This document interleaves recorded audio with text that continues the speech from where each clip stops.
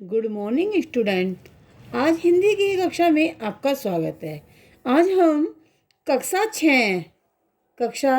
6 अभ्यास सागर में पाठ 12 पढ़ेंगे। 10 आमों की कीमत। इसमें हम पढ़ेंगे नुक्ते का प्रयोग करना। नुक्ता कैसे लगाया जाता है, नुक्ता किसे कहते हैं।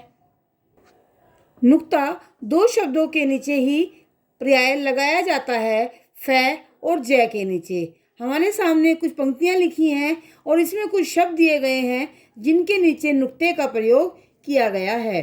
पिताजी ने पास खड़े स्वामीनाथन को पुस्तकें झाड़ने और मेज साफ करने का आदेश दिया। स्वामीनाथन बड़ी फुर्ती से किताबों की धूल झाड़ने लगा। वह मन ही मन सोच रहा था कि यदि छुट्टियों में भी पढ़ाई करना जरूरी है तो छुट्टियां दी ही क्यों जाती हैं। आपने पैराग्राफ पढ़ा। इसके बाद देखिए ऊपर दिए गए इस पंक्तियों में से आपको बिंदी वाले शब्द और बिना बिंदी वाले शब्द छांटकर लिखने हैं। तो हमने ये शब्द छांटे हैं जिनके नीचे बिंदी लगी है और जिनके नीचे बिंदी नहीं लगी है, लेकिन इनमें जय और फै का प्रयोग हुआ है। बिंदी वाले मेज, देखिए लगा हुआ है नुक्ता, साफ और ज़रूरी। और बिना बिंदी वाले शब्द देखिए आप, फुर्ती, पिताजी, जाति। ठीक, इसके आगे प्रश्न नंबर 2। अब इन शब्दों को बोल बोल कर पढ़िए। जय बोलने वाले शब्द अंग्रेजी के जेड की तरह आवाज निकालते हैं, जबकि फै बोलते समय ऊपर के दांत नीचे के होंठ को छूते हैं। जब हम फै बोलते हैं तो दोनों होंठ एक दूसरे को छूते हैं। जय और फै नीचे जो बिंदी लगी है उसे नुक्ता कहते हैं। इस नुक्ते का प्रयोग ज़्यादातर उर्दू भाषा तथा कुछ अंग्रेजी भाषा के शब्दों के उच्चारण में भी होता है। जैसे प्रश्न नंबर 2 में देखेंगे अब, कॉफ़ी, साफ, फन, तेज़, ज़रूर, ज़मीन, ज़रा, आवाज़, जहाज, सिर्फ, नज़र, इंतज़ार। अब प्रश्न नंबर 3। प्रश्न नंबर 3 में है, नीचे स्तंभ क में कुछ शब्द दिए गए हैं और स्तंभ ख में उनके अर्थ दिए गए हैं। शब्दों को उनके अर्थ से मिलाइए। चलिए, पहला फन है और दूसरा भी फन है। पहले में बिंदी नहीं है, दूसरे में बिंदी है। पहले बिंदी वाला इसका अर्थ है सांप का मुंह। दूसरा जो बिंदी वाला है इसका अर्थ है कला। पहला है जरा और दूसरा भी जरा। पहले में बिंदी नहीं है, दूसरे में बिंदी है। पहले बिंदी वाला जरा का मतलब है थोड़ा, दूसरे बिंदी वाला इसका अर्थ है बुढ़ापा। फिर है तेज, दोनों। पहले तेज में बिंदी नहीं है और दूसरे तेज पर बिंदी है।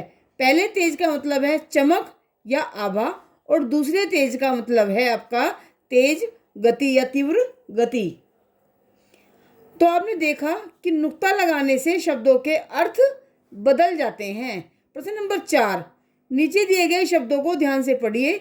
जिन शब्दों में जय और फै वर्ग के नीचे नुक्ता लगाना चाहिए उन्हें उचित प्रकार से नुक्ता लगाइए। इंतज़ाम, बजाना, गुफा, ज़रूरत, साफ, जहाज, खौफ, मेज, जगत। आप जय और फै जहाँ भी है उसके नीचे आप नुक्ते का प्रयोग करेंगे। प्रश्न नंबर 5 है, नीचे दिए गए शब्दों का वाक्य में प्रयोग कीजिए। ये शब्द दिए गए हैं, इसका छात्र स्वयं प्रयोग करेंगे। जैसे कि जरूरी, आज मुझे बहुत ज़रूरी काम है। मैं सिर्फ तुम्हारे लिए ही आम लाया हूँ। जमाना बहुत ख़राब है, कल का इंतज़ाम कर लो। इस तरीके से आप कुछ भी शब्द वाक्य बनाइए, लेकिन आपको उसमें इन शब्दों का प्रयोग करना है। इसके आगे चलिए आओ दोहराएं। नीचे दिए गए शब्द समूह में से किन्हीं सही शब्द पर आपको घेरा लगाना है। तो पहले में ये वाला क्योंकि सही है, दूसरे में बताएंगे ये वाला सही है, तीसरे में प्रतीक्षा ये सही है, झुंझलाहट ये सही है और उत्सुकता ये वाला सही है। प्रश्न नंबर 7, नीचे दिए गए शब्दों के लिए उचित विशेषण शब्दों का प्रयोग करना है। मैंने इन शब्दों के सामने कुछ विशेषण लगाए हैं। आप इससे अलग भी विशेषण लगा सकते हैं जो आपको अच्छा लगे। जैसे मैंने लिखा है, मूर्ख स्वामीनाथन, नई पोशाक, मोटी पुस्तक, अच्छे पिताजी, बड़ा खंबा, लाल कार। आप इससे अलग भी कोई विशेषण देना चाहें तो आप दे सकते हैं। प्रश्न नंबर 8, नीचे दिए गए शब्दों के आपको वचन बदलने हैं। छुट्टी, छुट्टियाँ, सब्जी, सब्जियाँ, भाषा, भाषाएं। यहाँ देखिए एक वचन था, आपने बहुवचन बनाया। अब यहाँ बहुवचन है, आपको एक वचन बनाना है। कारें, कार, दीवारें, दीवार, दवाइयाँ, दवाई। प्रश्न नंबर 9। प्रश्न नंबर 9 में आपके सामने वाक्य हैं। इन वाक्यों में एक शब्द मोटा काला लिखा है, आपको उसका ही विपरीत विलोम शब्द ढूंढकर इसे पूरा करना है, जो आपके सामने इस लाल वाले बॉक्स में लिखा हुआ है। चूहा बिल के अंदर था और बिल्ली बिल के बाहर इसका इंतजार कर रही थी। तो क्या आएगा यहाँ? बाहर। परिश्रम करने से उन्नति होती है और आलस्य से अवनति।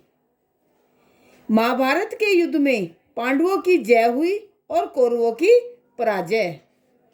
मोहन इतना सारा धन मिलने के बाद भी असंतुष्ट ही रहा, जबकि रवि थोड़े में ही संतुष्ट हो जाता है। सुबह सूर्य उदय होता है, उदय, और शाम को अस्त।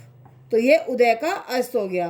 तो अंदर, बाहर, उन्नति, अवनति, जय, पराजय, असंतुष्ट, संतुष्ट, उदय और अस्त, ये इसके विलोम शब्द हो गए। प्रश्न नंबर 10। नीचे दिए गए शब्दों के लिंग छाट कर लिखिए। आपके सामने ये लाल वाला डब्बा है और इसमें शब्द दिए हैं, आपको ये छाट कर यहाँ लिखने हैं। चूहा, चूहिया, छात्र, छात्रा, बेटी, बेटा, बूढ़ा, बुढ़िया। आप ध्यान रखेंगे, बूढ़ा पे बड़े ऊ की मात्रा है और बुढ़िया पे छोटे ऊ की मात्रा है। प्रश्न नंबर 11। नीचे दिए गए मुहावरों का वाक्यों में प्रयोग कीजिए। मुंह में पानी आना। आपके मुंह में पानी आता है जब कोई चटपटी सी चीज़ देखते हैं, है ना, जैसे गोलगप्पा देख करके। चलिए यहाँ पे हम वाक्य बनाते हैं। चूहा देखकर बिल्ली के मुंह में पानी आ गया। ख, बोलती बंद हो जाना। प्रधानाचार्य को देखते ही छात्रों की बोलती बंद हो गई। खून पसीना एक करना। मजदूर अपने कार्य में खून पसीना एक कर देते हैं। आँख खुलना।